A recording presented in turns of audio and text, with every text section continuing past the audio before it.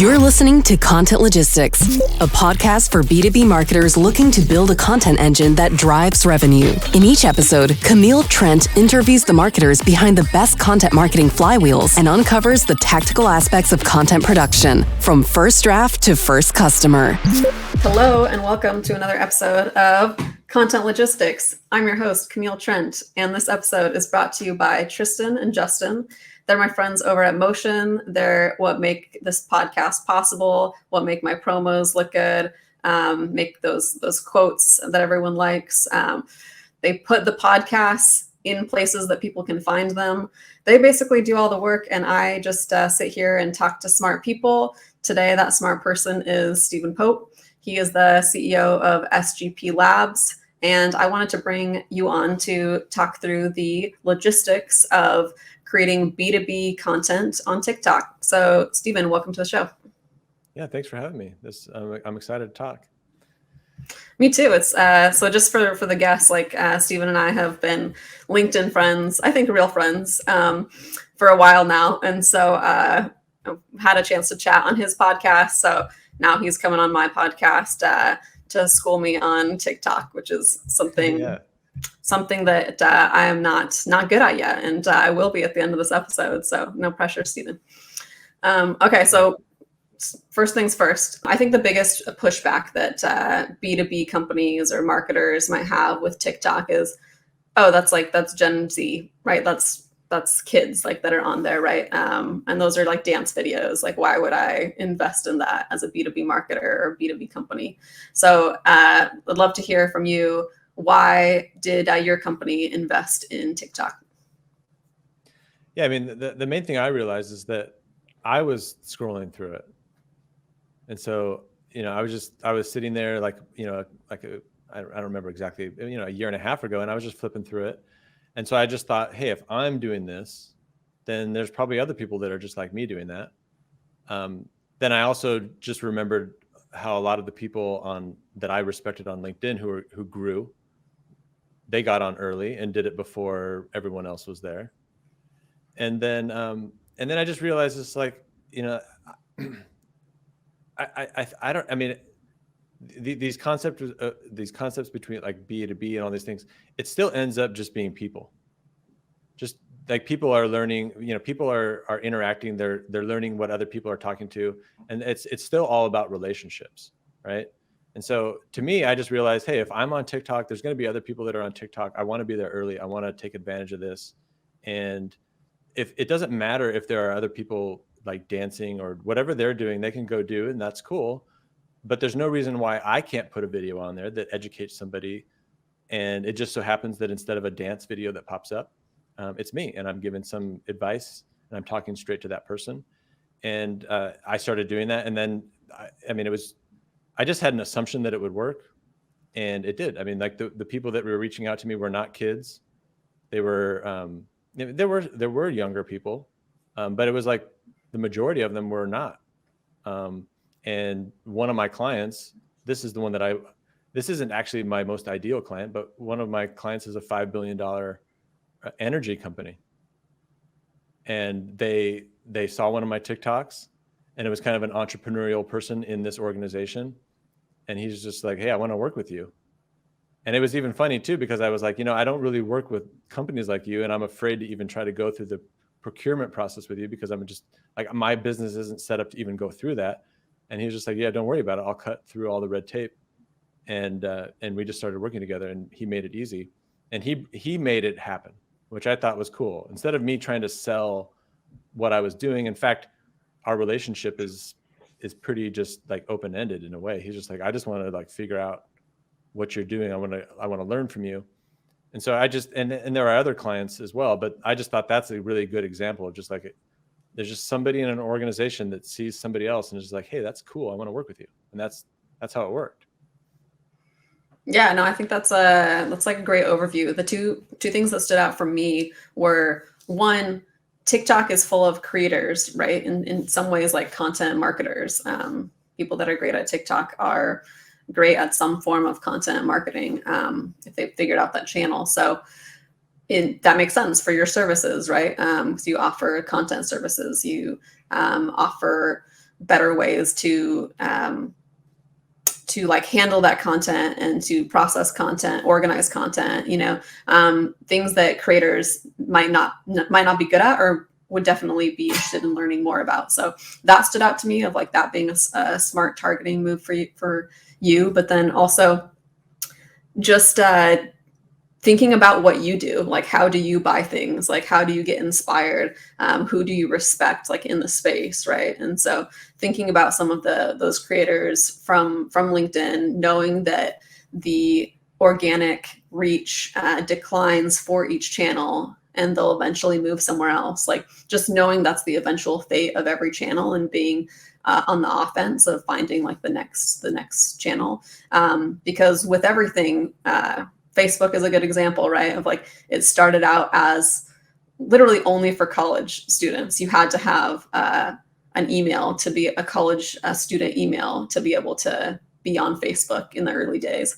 And obviously it's expanded since then and now actually skews boomer, right? And so Right. there is a natural timeline like for social platforms, right? And so understanding that and being on the offense and knowing that TikTok is on the up and up, and Facebook and Instagram are definitely on the decline as far as opportunity goes, is smart. So those are some good call outs for people that are hesitant about it, but are on TikTok themselves, right? If you're on TikTok and you're kind of your target audience, right, or at least like target audience age, it's a good chance other people are on it too.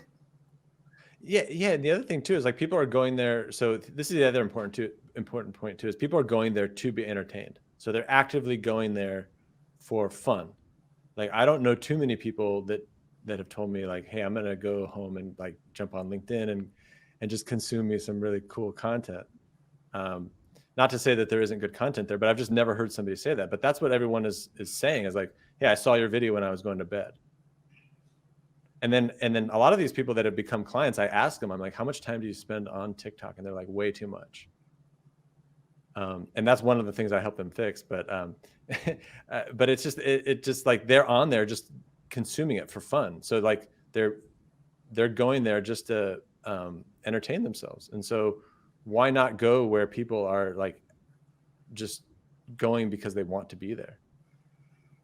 Yeah, that's a good point too, is just go where your audience is. But also like shout out to TikTok for creating that like a binge worthy site, right? Like where it's like, I mean, I've been on it a little bit too, and it's even better than YouTube in recommending like more content and learning really fast like what types of stuff that you like, right? And so it's just like built to be like this never ending scroll, and it doesn't even require scroll. It literally just like requires your eyeball in front of it. And so, which is kind of a scary thought, but also knowing that probably like average time that someone spends on a platform is also maybe like where you should be investing too, because they're not just there, they're like really engaged.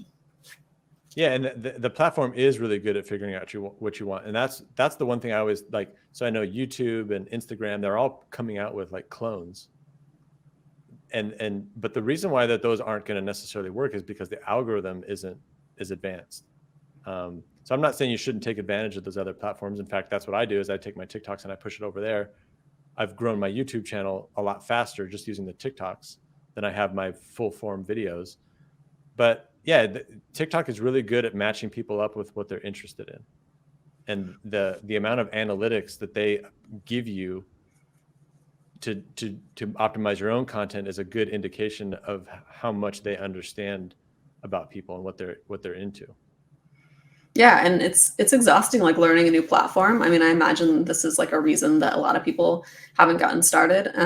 And so I think one thing you pointed out though is even if another platform copycats the idea, like now you understand like the format. You know what I mean? You understand like how to create content in that format. So it's never a waste to invest. So I think there's a pretty strong like baseline we've created of why TikTok. And so what are some things that you're seeing SaaS companies, the handful of B2B companies that are on TikTok, what are they getting wrong? You mean like in terms of their content? Yeah. So if they're trying to do TikTok and they're not getting engagement or they're not getting leads, they're not getting the results that they want from it, what do you think the reasons would be? I think with TikTok, it's like you really it either comes down to like being super entertaining or funny, or you're giving away like concrete information, like how-to information. So like teaching people things. So like I've just noticed like on LinkedIn, like you can get away with kind of giving general advice, like, hey, you need to know your customers, or some of that general marketing stuff, or some of that general stuff can get a lot of people riled up. But I think on TikTok, it either has to be funny, entertaining, compelling, or motivational, or it has to be some like meaty information that somebody can just walk away and like at least feel like they can execute on something. Otherwise, if you're just kind of like demoing, I mean, you can get away with just demoing features, but I think it has to be done in such a way that like allows somebody to imagine themselves doing something that they're not doing now. Yeah, I think that's great. Thanks for outlining those because you're right. Like you can probably get away with more on LinkedIn and still have like the audience or the type of people in your network that will find this broad statement that you threw out interesting.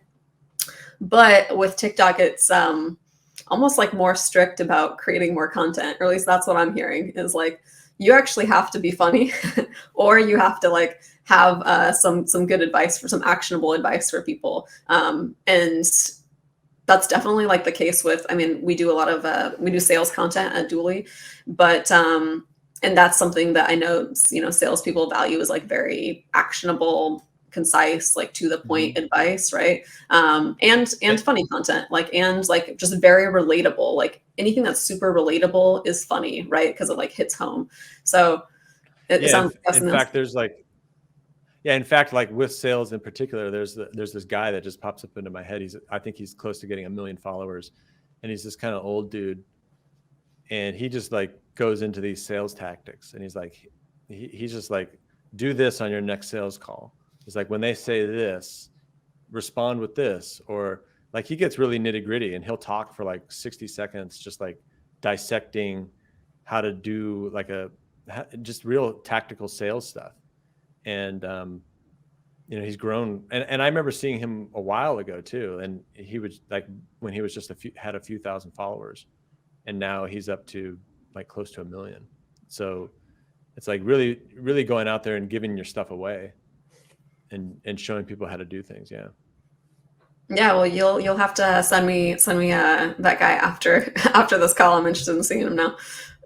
Okay, so different channels serve different purposes, right? And we talked about TikTok being an inspirational channel, actionable advice type channel, lifestyle channel, kind of like checks all of those boxes. So, what do you think the goal of a B2B company should be on TikTok? Like, what should you tell them? It's a yeah, you can get these types of results from it, and here's like how you should not go about it.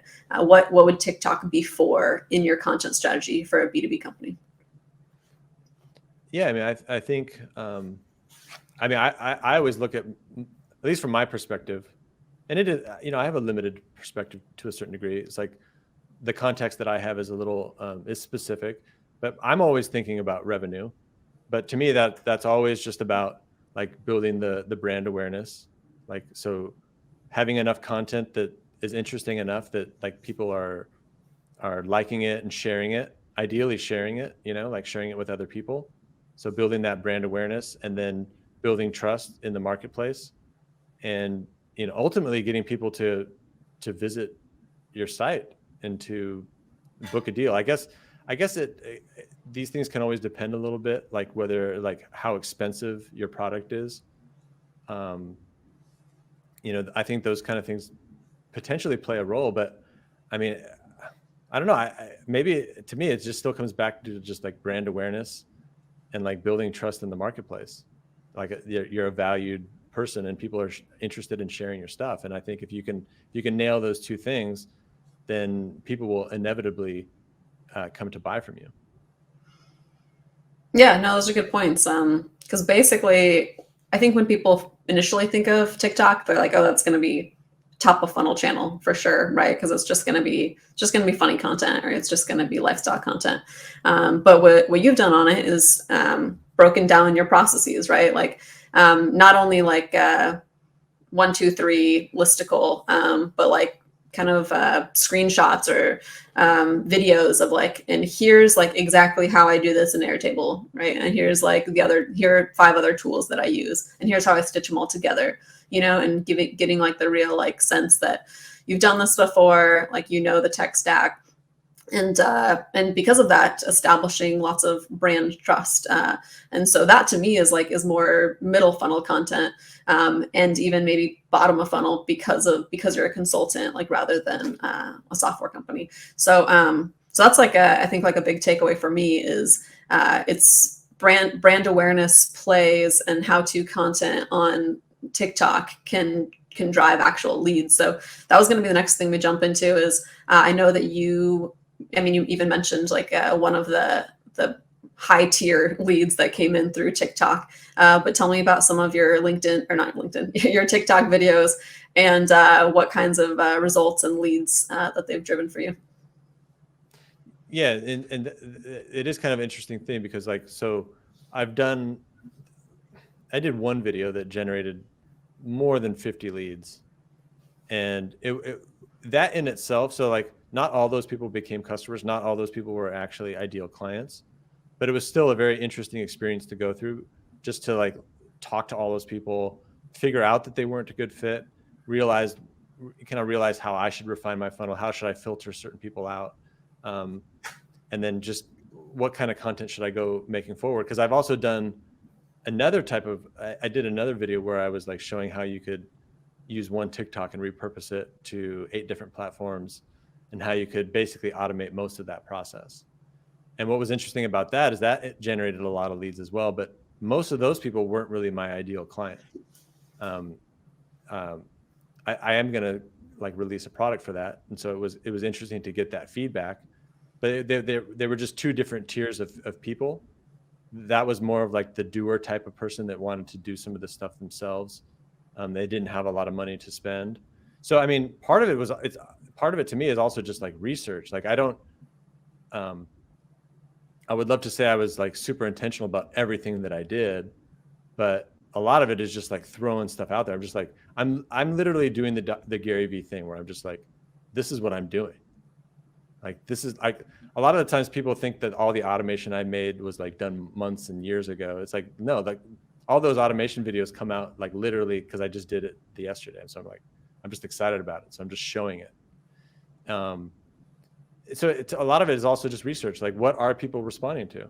And that in itself gives you feedback. That gives you product ideas. Maybe you can't execute on all of them because it's just too many different things, and maybe it's just too much to do. But yeah, I don't know if that fully answers your question, but that's kind of just how I've thought about it. No, I think that is like really great information in there. To boil it down, I think it's a great platform for growth experiments, because what you're saying is what I'm doing on a day-to-day basis, I'm recording it so that I have a 15 second video about it.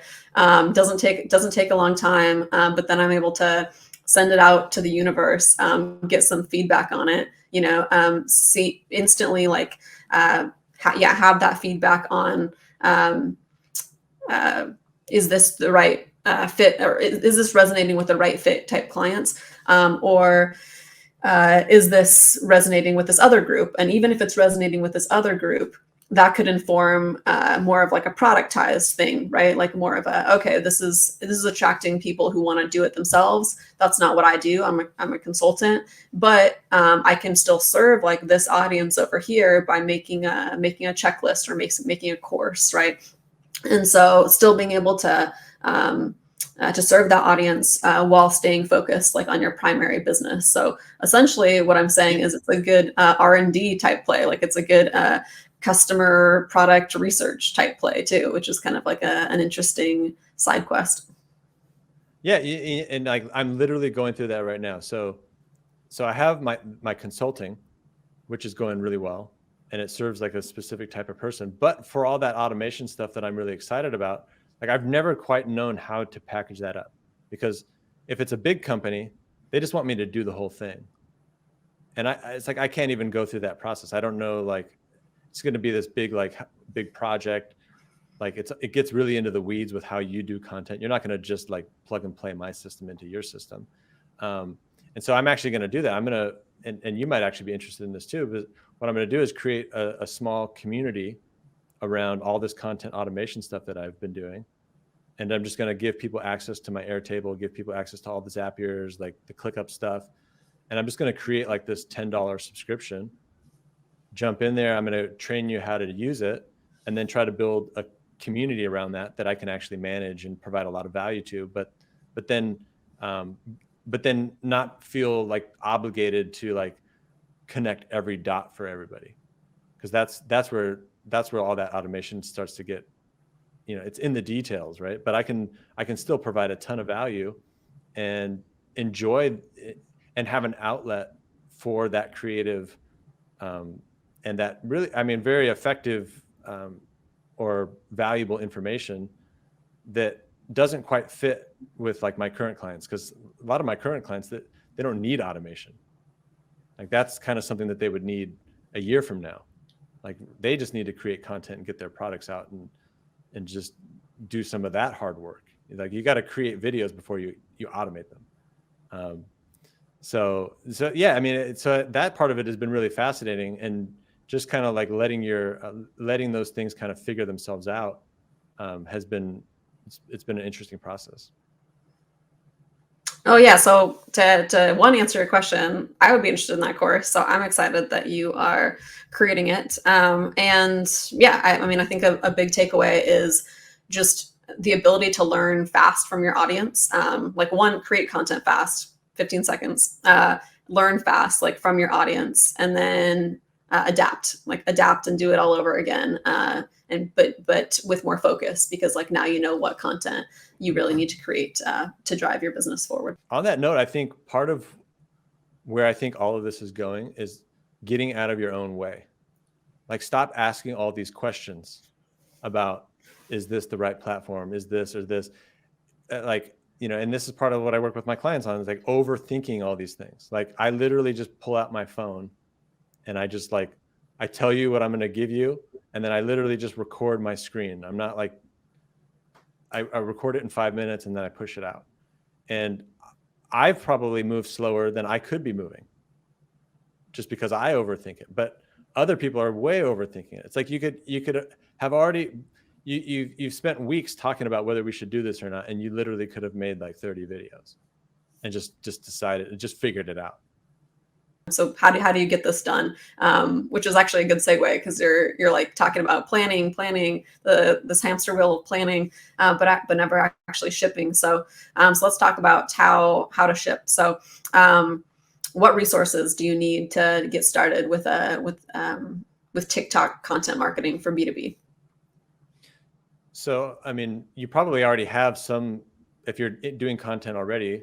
Like I was already doing LinkedIn, so so that did help me when I moved over. I had already done videos, and so I was comfortable being on camera and that kind of thing. So you got to get over some of those human issues, just like being scared of being on video. So that's one thing.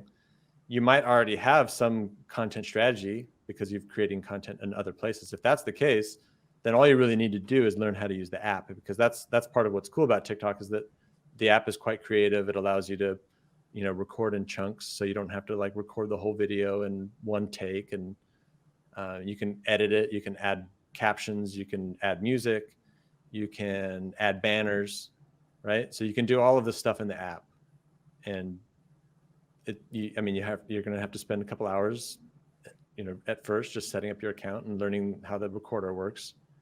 But other than that, you don't need anything. You just come up with the hook. Like what are you basically going to give people? Like why should they watch it, right? And that's what you got to say in the beginning. Is like, you're basically saying, watch this video because you're going to get this, and then you give it to them, and then you're done. That's all you have to do. Yeah. So going back to your first point, like don't overcomplicate it. You need a phone. You need the TikTok app. Do you use any third party apps for the designs, or you do everything within TikTok?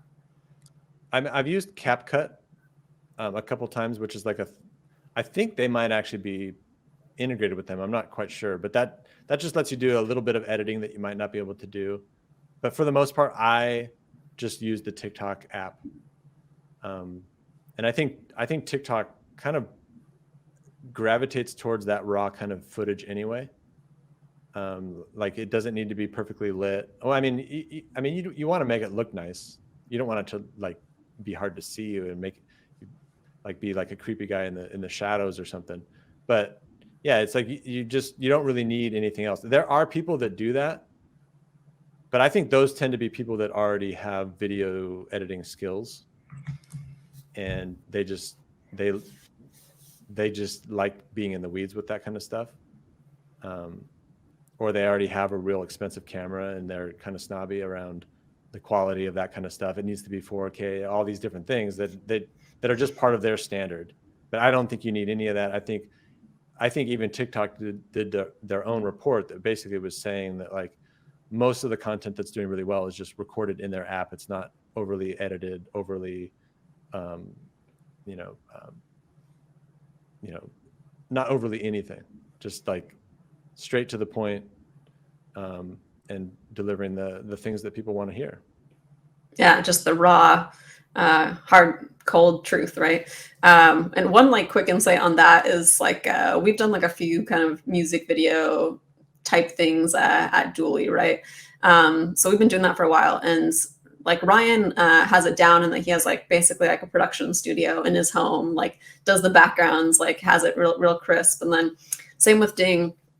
And then, but I've seen too, just like for my own thing, when I've just like sat down, played the piano, which I'm average at best, and was doing like I was singing, and it was just raw, like there was no other editing, just posted that did a lot better than when we did go through like the production, auto tuning, like just extra steps.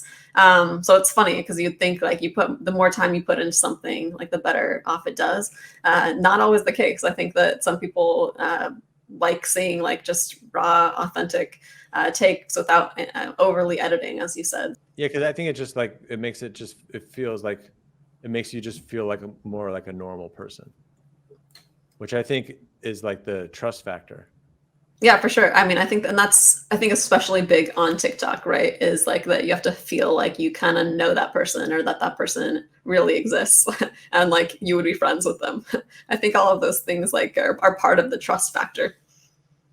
Yeah, and the other thing to note too is like, so I've seen like, and there are people that are repurposing like podcasts and their other videos onto TikTok. And what I've noticed from those as well is like those tend to do better. I think those are fine, and if that's all you have, that's all you have. But I do notice that for that is like slower growth on TikTok, because it's like it's not that punchy thing. So that the people that I've seen that are repurposing podcasts already have quite a bit of brand recognition. So like Gary Vee's content's all repurposed for the most part, and like the pop, like Tony Robbins, like all these people that already everyone knows, they're gonna stop. Or Joe Rogan, like it just those people already have the brand recognition, so those channels can grow quickly. But like you doing the one-off videos and just delivering that content in a single TikTok video seems to be the fastest way to grow. Like I think you probably could grow otherwise. It's just probably not going to be that explosive growth that you can get on TikTok.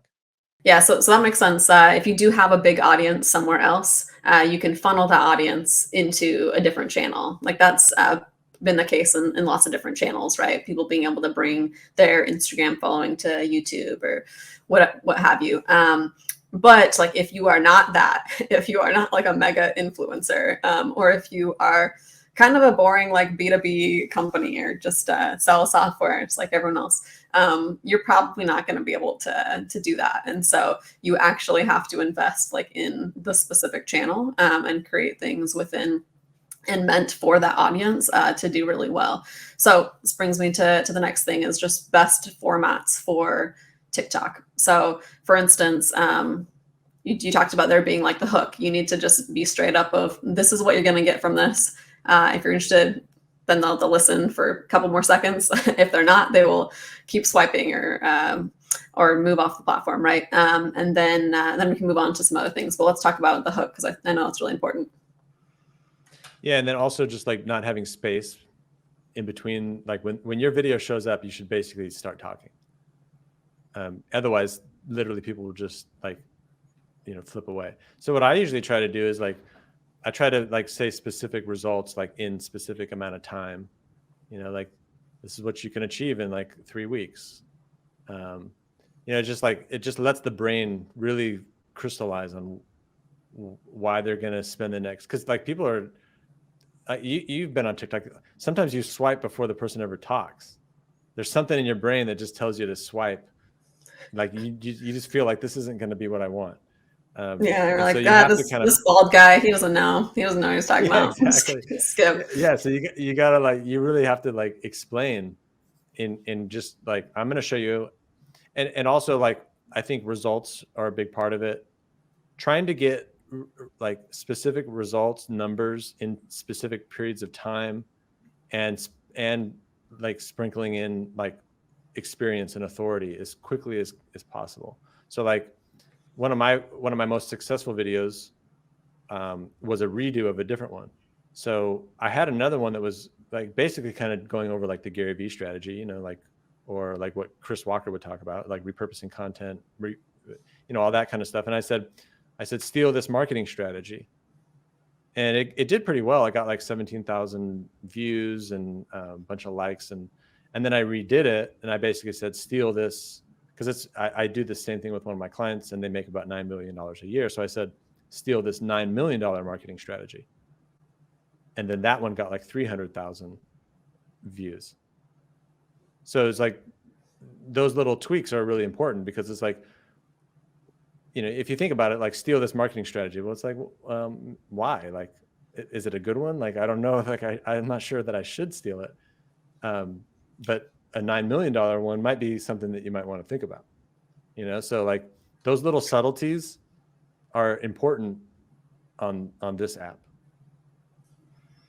Yeah, that makes a lot of sense, and it's just a good headline strategy in general. Like that's Right. that's like the ideal case study title, right? For paid ads, is like, company grew 3x in 6 months from this product, right? Or using this Right. product. So thinking about it in terms of that, of like what would you click on, right? Like, and making sure it's worth their time, even though it's 10 seconds. Like, people aren't even going to give you 10 seconds until you prove it. So yeah, I think that's a great framework for hooks. What about length? What would be an ideal length for a TikTok video? Yeah, like, as short as possible without sacrificing something that's vital to the value of it.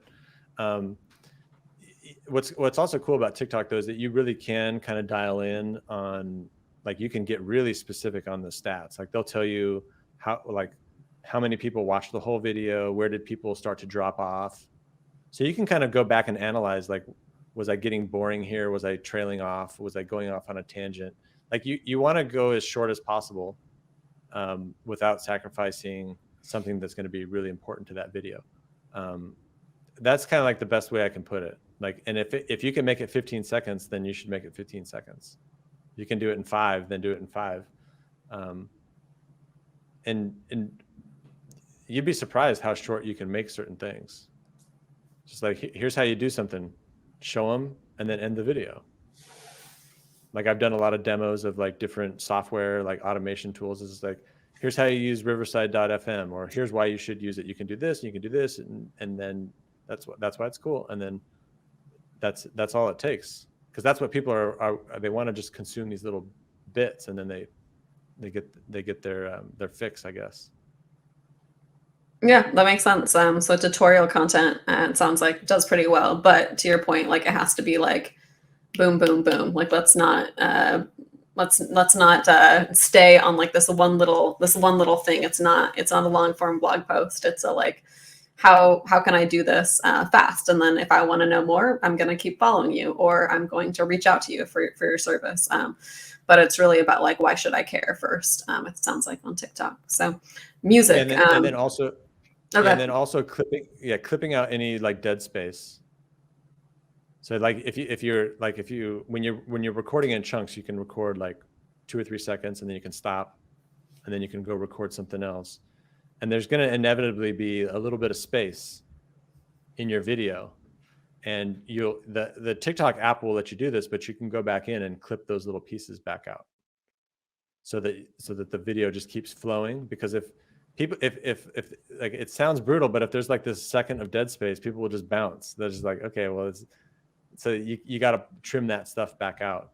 And the other thing that I'll say this too is like, I think you could do longer videos the bigger you are, so like the more trust somebody has, then the more freedom you have to just kind of like slow down and just kind of chat.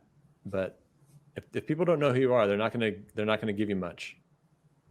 Yeah, you have to earn time, right? Like second by second. Okay, so the last thing is music, right? So there's like specific sound bites, right, on TikTok to use. You can also use your own audio. That's about the extent of my knowledge. So I'll just let you talk about what's possible in terms of music and sound and what you'd recommend. Yeah, so some people go really far with this, like they're tracking the trending sounds, and they're like trying to integrate them, or they're trying to mimic trends that are happening on the platform. So the way I handle that is I consume a little bit of content on TikTok, and I like certain types of music. And so what I do is as I come across those different things, when somebody puts out a video, you can click on the sound and add it to your favorites. And then I have my own little bank of songs that I like. Some of them are very popular and some of them aren't. And then basically for every video, I put music on it. And what you do is you add the song, because it's part of your personality too, right? Like what you pick, and it's just like it adds energy to the song. Like when you hear a TikTok that doesn't have sound, it almost sounds like, whoa, like there's something missing here. So then you just add the song in there, and you just lower the volume way, way, way down, so that it's not getting over your voice. And then it just kind of adds like it either adds some sort of feeling or energy to the video that I think is important. Perfect. Yeah. I mean, I think in summary, like you're creating like a little mini brand guide for yourself, or tone of voice guide for your TikTok videos as you go. So you can save the audio that's ideally like popular and something that you like that being probably the sweet spot, but then also not being afraid to just like set your own style, right? Like if you hate all of the the trending sounds and that it doesn't mesh like with your brand, like you shouldn't feel like compelled to use it, because ultimately like you need to create your own thing, like your own tone of voice and your own messaging that one resonates, but then two is strong enough to be your brand, right? Like to be something unique that someone will follow. So I think that's a good call out too, is I think a lot of people spend too long trying to copy something that's already worked, right? Or copy someone that's already doing well, when the highest opportunity is doing it yourself, right? Is like creating your own thing that someone hasn't done before. Yeah, and there's a lot of people on TikTok pushing the trends. So there's a lot of people on TikTok that help you grow on TikTok, right? Just like on any platform, like on LinkedIn, there's so many LinkedIn coaches. It's the same thing over there. And then a lot of them are like, hey, here's the latest trend, you should jump on. And like, to me, like what I do is like, if there is a trend and it just so happens that a piece of content that I have and my personality and what I feel is kind of like what I'm comfortable with fits into that, then I'll go with it. Otherwise, I never try to force it, because, it's like, I don't think most B2B brands want to be, well, I don't know. Like, I can't say this for sure, but like, I don't think you want to be known for following trends. Like, you want to be known for what you do. Like, maybe having a couple viral videos is good for the brand awareness, but it's at a certain point that's only going to take you so far. Like, so you don't want your account growing because of trends, because then you probably won't be able to sustain it. And it's not a sustainable model to just follow the trends.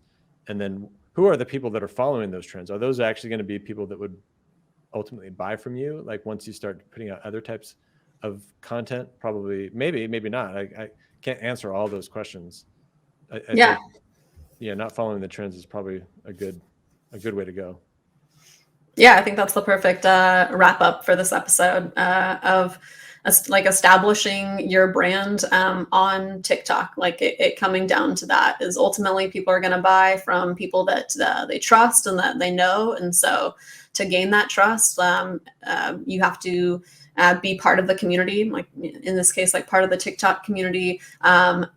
Explain what you're going to give them at the beginning, actually deliver on that, and then also like show up, like knowing that there's a cadence like that you need to hit for people to continue to trust you, right? Or we have short memories, like we'll move on if we don't see you for a while, right?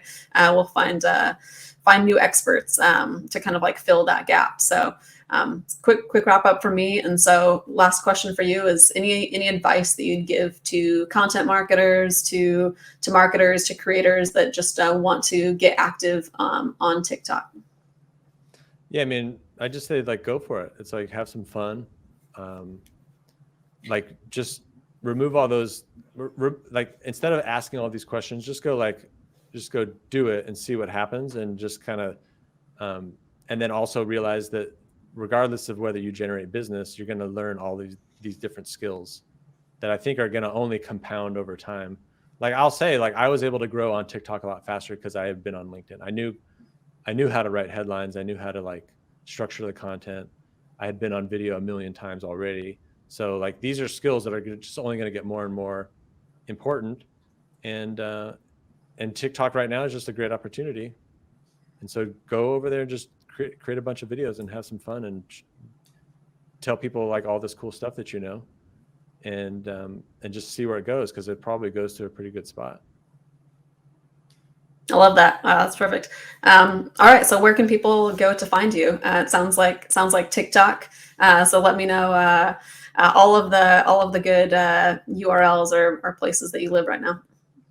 Yeah. So you can find me on TikTok, and it's always pretty much on every platform. I'm Stephen G. Pope, and with a PH, so STEPHEN GPOPE. Same on LinkedIn, and you can find me on my website as well, sgplabs.com. And I'm on YouTube and spreading my wings as far as I can in different places without, I'm on Instagram and even Pinterest. I send my TikToks over there. I'm taking advantage of that.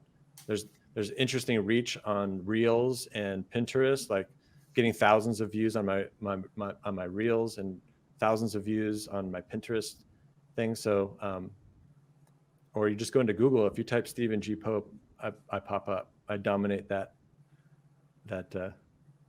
channel if you get the G in there. Otherwise, I think you get some philosopher or something.